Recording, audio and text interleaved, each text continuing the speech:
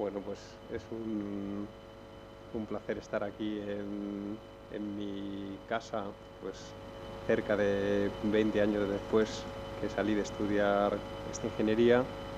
Y bueno, Domingo, te agradezco pues que me hayas invitado. Yo quería un poco, pues al hilo de estas dos presentaciones iniciales, sí, al hilo de estas dos presentaciones iniciales, quería el hablar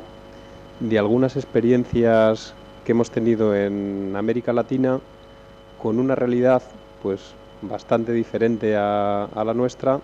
pero a veces también con unas consecuencias en cuanto a lo que es el tema de la dificultad pues para prestar estos servicios en la gestión municipal. Y en concreto son tres casos diferentes, pero que están muy relacionados, que es en primer lugar una situación que se da en muchos países de América Latina, que es que hay una enorme atomización y dispersión de los asentamientos humanos en el territorio. Muchas veces pues no hay normativas, o incluso cuando hay estas normativas pues no hay una capacidad de gestión por los gobiernos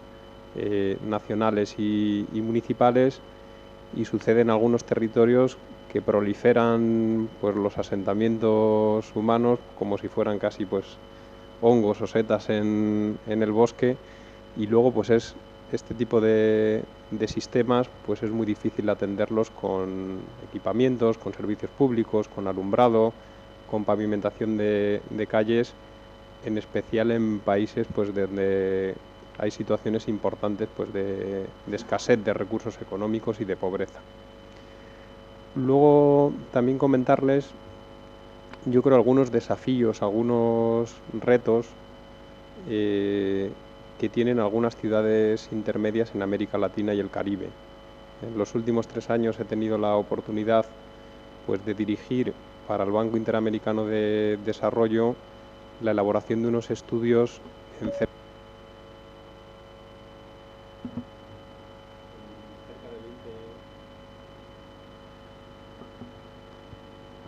cerca de 20 ciudades de América Latina y el Caribe, y hemos pues identificado pues a través de una serie de indicadores una serie de situaciones que se dan en estas ciudades que también dificultan pues la prestación de los servicios de una manera eficiente. Y por último, vamos un poco ahí desde la atomización hasta la aglomeración, hacia un polo totalmente opuesto, el caso de las áreas metropolitanas, donde existen pues una serie de megaconurbaciones urbanas en América Latina, pues algunas de más de 5 o 6 millones de habitantes, donde también es muy difícil poner de acuerdo, por cuestiones a veces de carácter político y de otra índole, a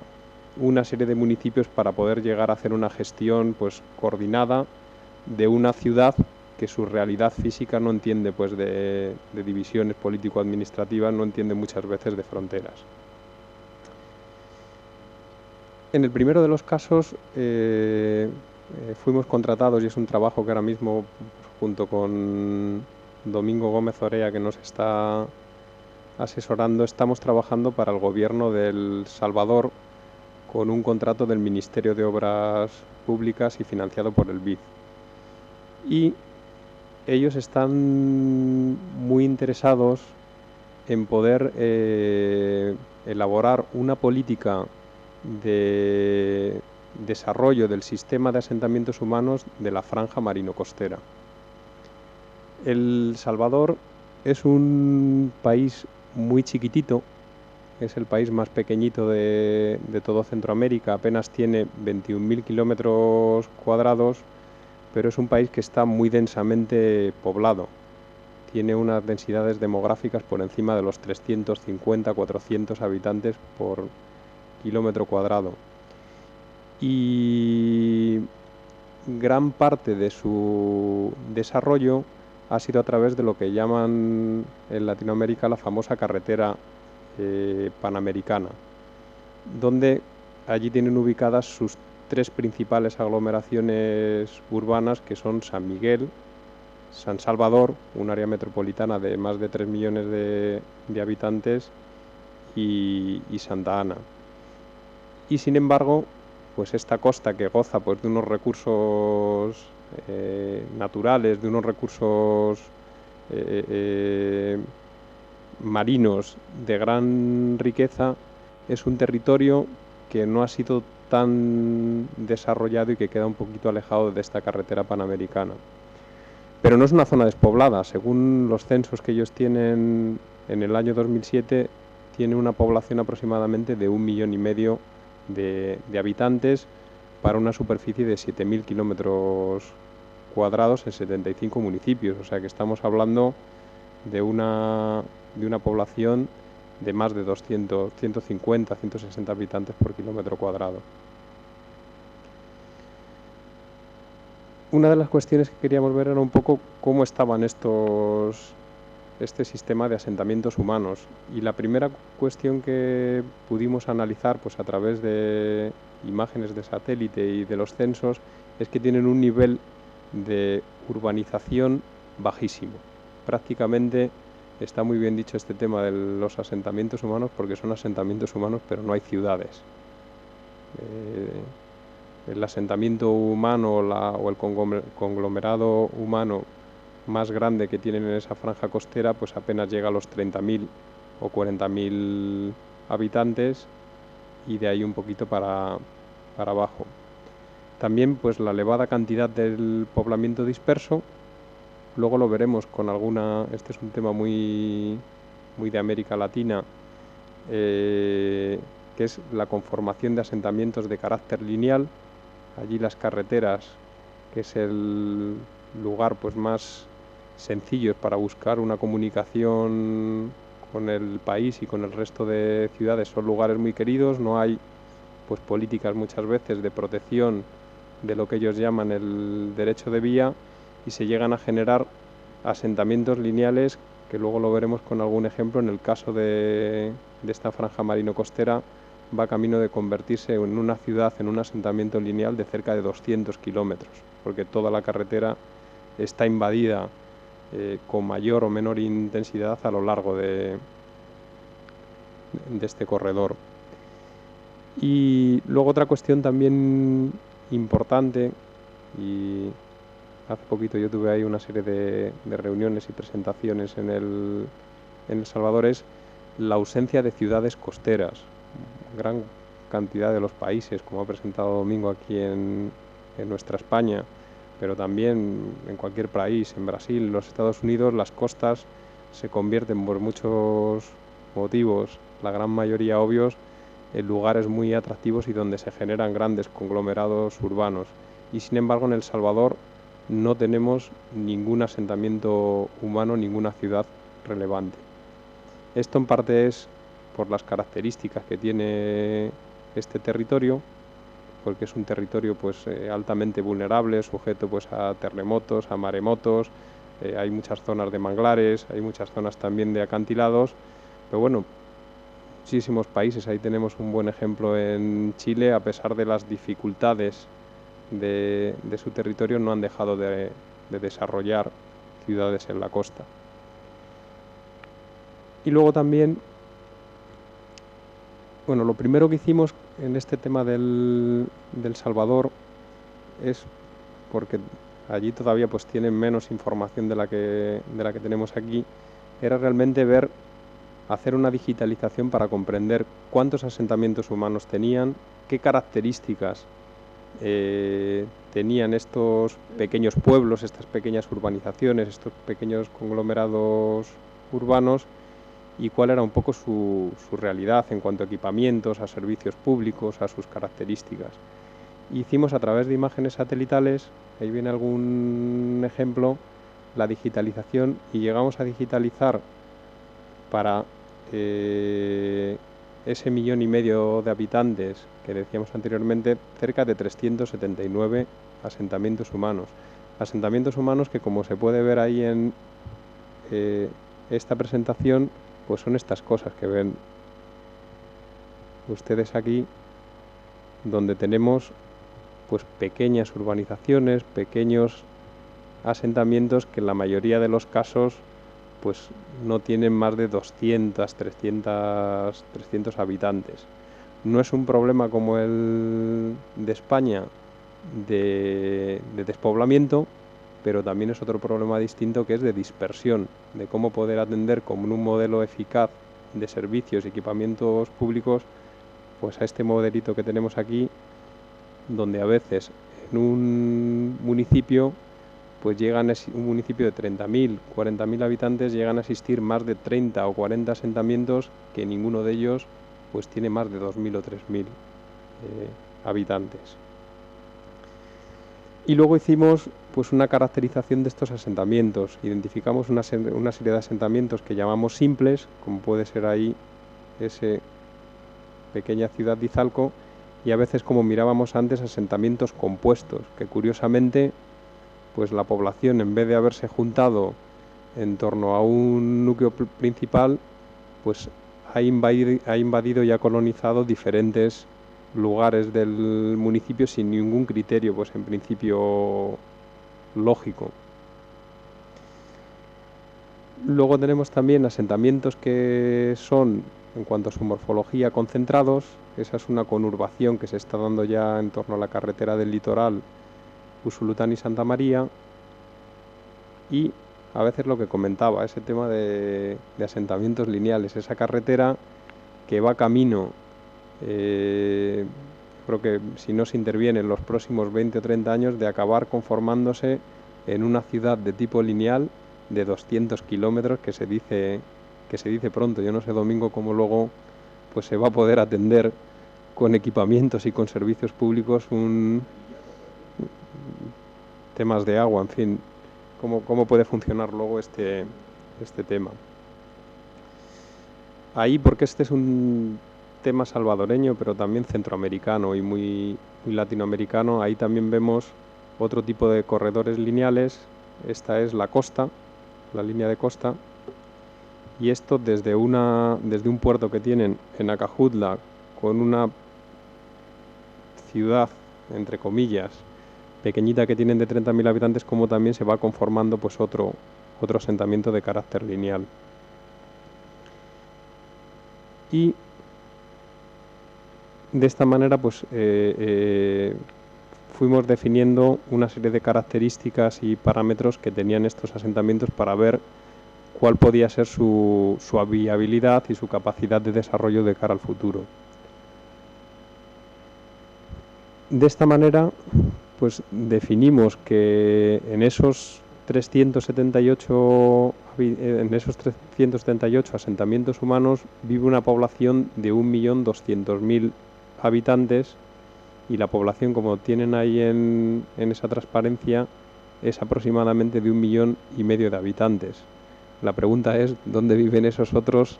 300.000 habitantes que no están localizados pues en esos asentamientos? Y la respuesta está ahí, en ese color más rosadito que ven, en torno a lo que son pues esas pequeñas ciudades, pueblos, asentamientos. Se generan unas coronas de periféricas con vivienda dispersa que llegan a tener una densidad pues aproximadamente entre 1 o 5 viviendas por hectárea, que no pueden ser considerados, porque una vivienda por hectárea o 5 viviendas un asentamiento humano, pero que es un modelo de carácter disperso que también es muy difícil el poder atender a este tipo de características. Ahí, por ejemplo, tienen, pues, para que vean la complejidad que tiene esto, en negrito pueden ver la delimitación que hay de estos principales asentamientos. Esta es una de las pequeñas ciudades que tiene esta franja marino-costera, Sonsonate. Aquí tienen otro Izalco. Pueden ver la gran cantidad de pequeños pueblos, asentamientos, urbanizaciones que se dan en torno a esa aglomeración, y luego como todo este rosadito, comentaba ahí, pues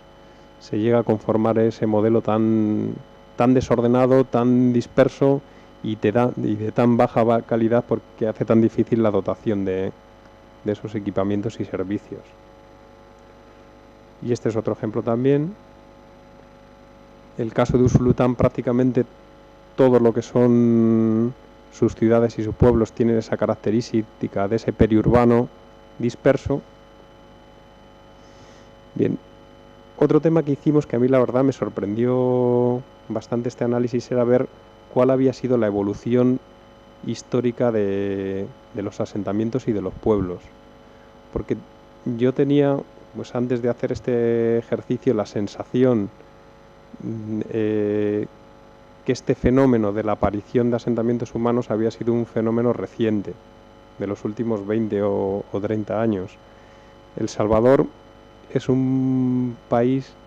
que ha tenido en los últimos 30 o 40 años tasas de crecimiento demográfico interanual de cerca del 3 o 4%. Luego pueden ver cómo en 1955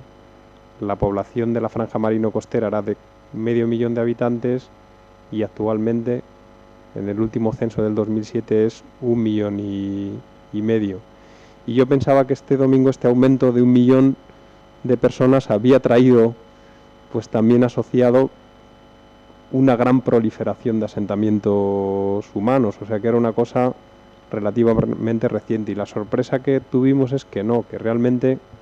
se puede ver en este análisis que hizo a través de las hojas cartográficas salvadoreñas que ya en 1955 existían 334 asentamientos, o sea que no ha ocurrido, y actualmente son 379, no ha ocurrido un fenómeno de un gran aumento de asentamientos, pero sí ese otro fenómeno que hablamos de un crecimiento de esa huella urbana con unas características muy dispersas de todo ese periurbano de tan baja calidad. Y aquí les he traído 3 ejemplos distintos de cómo ha sido este crecimiento histórico desde 1955 hasta ahora. En el año 1955 la superficie total por la suma de todos estos polígonos que ocupan los asentamientos en El Salvador era de 102 kilómetros cuadrados. Y ahí en esas manchas rosas tienen Izalco, que es una ciudad pues que ya tenía una cierta historia entonces, Carasucia, que era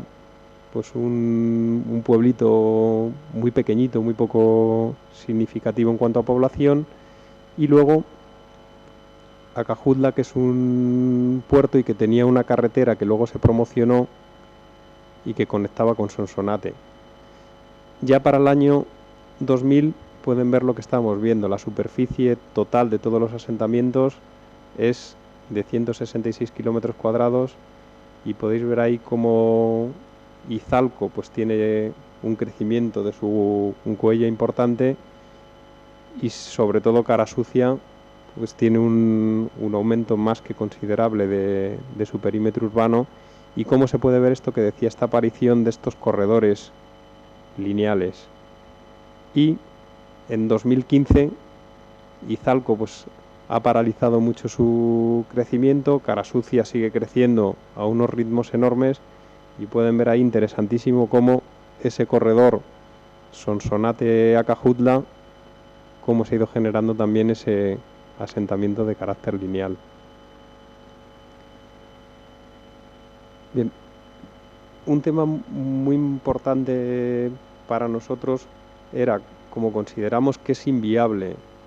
para el gobierno salvadoreño atender un modelo de cerca de 400 asentamientos humanos, de los cuales pues la media está en poblaciones de 100, 150, 200 habitantes, teníamos que buscar la generación de áreas funcionales, áreas que, agrupando una serie de pueblos, pues quizás un pueblo de 100, de 200, de 1000, de 2000, no justifica muchas veces, por las pocas capacidades que tiene el gobierno salvadoreño, prestar una buena dotación de equipamientos y servicios, pero si somos capaces de hacer una red de pueblos donde el volumen poblacional ahí sea 100.000, 200.000, mejorar mucho la conectividad y el transporte público entre estos pueblos y dar una complementariedad en la dotación de equipamientos y servicios públicos, este tema de áreas funcionales podría ser un sistema mucho más eficaz para poder desarrollar el sistema de pueblos de la franja costera. Y lo primero que hicimos es el caracterizar estos asentamientos, porque era muy importante también ver pues algún núcleo principal que pudiera ser el motor o el tractor de esas áreas funcionales, y hicimos un análisis multicriterio donde utilizamos pues la demografía, la dinámica del crecimiento, para ver qué pueblos estaban más estancados frente a otros, como hemos visto ese de Carasucia, que tiene un dinamismo poblacional muy fuerte. La dotación de equipamientos sanitarios y educacionales. Muy importante la cabecera municipal, aunque esto también nos hemos encontrado a veces que hay en un municipio que es limítrofe con Guatemala, que se llama San Francisco Menéndez, que la cabecera municipal es un pequeño asentamiento que apenas tiene 100 habitantes, y sin embargo tiene a veces pedanías que tienen pues 10.000, 15.000 habitantes, y ahí también se dan pues incluso a veces ciertas tensiones de estas pedanías que quieren generar nuevos municipios porque piensan que no están suficientemente bien atendidos y representados desde un asentamiento que es tan poco representativo para el municipio. Luego, como hemos visto, también el carácter, si era pues un asentamiento lineal, si es más denso, las características que tenía, y muy importante, una de las cuestiones fundamentales, la accesibilidad que tiene. Y de esta manera pues llegamos a definir en esa franja marino costera 4 pequeñas ciudades que pensamos que pueden ser las motoras del desarrollo de estas áreas funcionales, que son Sonsonate y Zalco, que es prácticamente una conurbación, que tienen ya cerca de la frontera con Guatemala, Zacatecoluca, Usulután y La Unión, que es otra pequeña ciudad que está ya limítrofe con el país vecino Honduras. Luego identificamos, en base a esos criterios, 29 asentamientos que pueden tener una relevancia local. Hablamos ya pues de pequeños pueblos que tienen una masa crítica poblacional entre 5.000 y 10.000 habitantes. Y finalmente le sumamos el resto de asentamientos humanos, 135 que tienen una relevancia local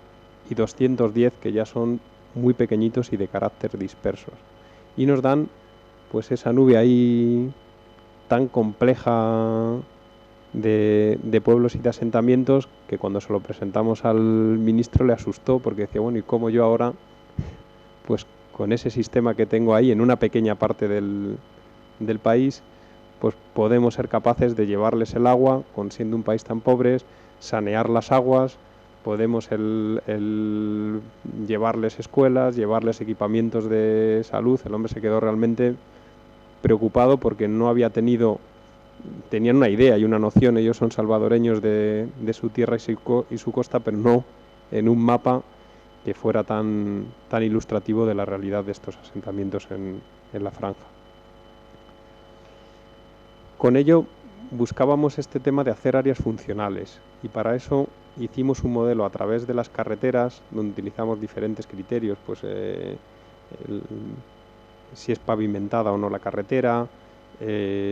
las características que tiene, si es de doble calzada o de una calzada simple,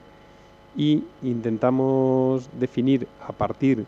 de estas 4 ciudades que dijimos que podrían ser las motoras de estas áreas funcionales, cuáles pueblos, cuáles asentamientos humanos podrían estar en un área de influencia entre 30, 40, 45 minutos por carretera. Porque pensamos que mejorando el transporte público, esa es una distancia pues salvable para establecer relaciones laborales, relaciones pues de tipo de equipamientos, comerciales, etcétera. Yo de hecho aquí en Madrid, que infelizmente nuestra sede de la oficina está en la M40 en Monte Carmelo y vivo en la zona de Atocha, tardo muchísimas veces más tiempo de estos 45 minutos. Muchas veces por la M30 pues llego a tardar más de 1 hora, y por el transporte público no es mejor tampoco la situación ahora mismo. Y de esta manera trazamos el área funcional de la Unión, que son toda esa mancha que ven ahí en rosa, donde estarían todos esos pequeños pueblecitos que podrían estar adscritos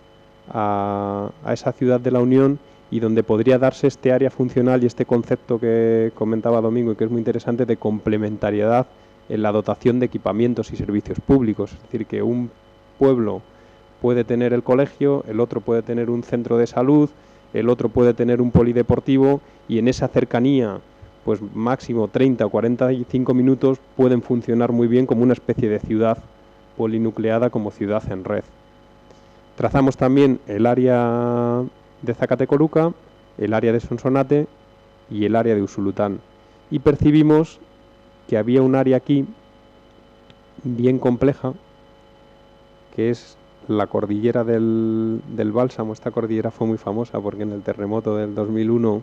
pues murieron cerca de 5.000 personas, es una zona muy vulnerable. Ahí no vemos realmente que exista una ciudad motora de ese área funcional y más bien su dependencia, lo veremos ahora, es de la capital del Salvador, de San Salvador.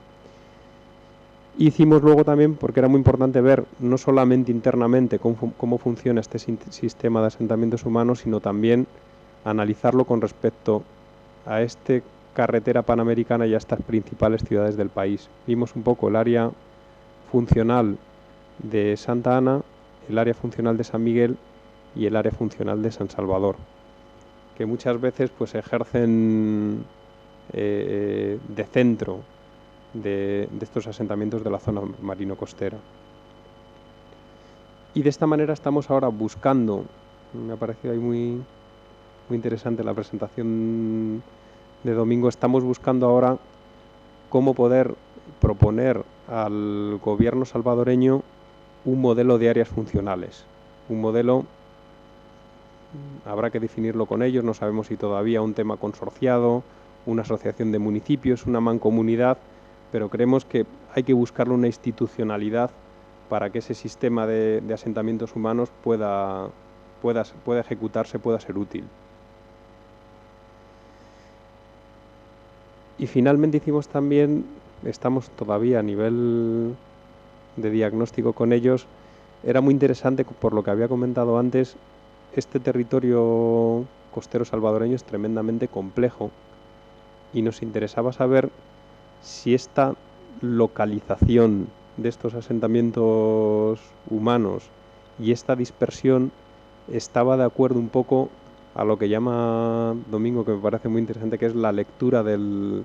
territorio, a la vocación del territorio, conociendo que ahí hay grandes ríos que son inundables, zonas sísmicas, áreas de fuertes pendientes, volcanes. Era muy interesante también para ver la viabilidad de estos pueblos, dónde estaban localizados y cómo se comportaban. Y entonces hicimos un modelo en primer lugar basado en la capacidad agrológica. Hicimos también un modelo basado en todo lo que son limitantes geológicos y geomorfológicos. Como comentaba antes, se puede ver que toda esta zona de aquí, que es la cordillera del Bálsamo, pues hay gran cantidad de asentamientos humanos que están muy cerca de las estribaciones de los volcanes. Vimos también todo el tema de amenazas climáticas, zonas tanto inundables, fluviales, como por cuestiones de maremotos. Y luego, finalmente, todo el sistema que tienen ellos de áreas protegidas y zonas de interés natural. Y sumando ahí pues todas esas capas de información, ahí en rojo vienen pues las zonas que son más vulnerables y menos adecuadas para que se ubiquen asentamientos humanos, o bien porque hay un espacio natural protegido, o porque existe una zona inundable, o porque hay algún riesgo de carácter geomorfológico. En amarillo son zonas donde existen, en naranja y amarillos, riesgos severos y moderados, y por último en gris serían zonas que no tendrían pues este tipo de limitaciones. Y lo cruzamos con la localización de estos asentamientos humanos y también la verdad es que nos sorprendió bastante, porque probablemente de una manera empírica y, y por las condiciones históricas que han tenido, el resultado fue que el sistema de asentamientos humanos del Salvador se ha ubicado y obedece mucho a la vocación que tiene el territorio. O sea que se han ubicado en los sitios planos, en los sitios que no son inundables, en los sitios donde no hay amenazas volcánicas y laderas. En la mayoría de los casos, existiendo ahí, pues todas esas áreas que se ven en todos esos circulitos, esas pelotitas en verde, son sitios donde sí que pues están de acorde a esa vocación, y sí que también hay algunos pequeños asentamientos humanos que están ubicados pues en zonas que ya no son tan adecuadas. Bien, yo creo que pues igual lo puedo dejar este tema, ¿no? Sí, ok.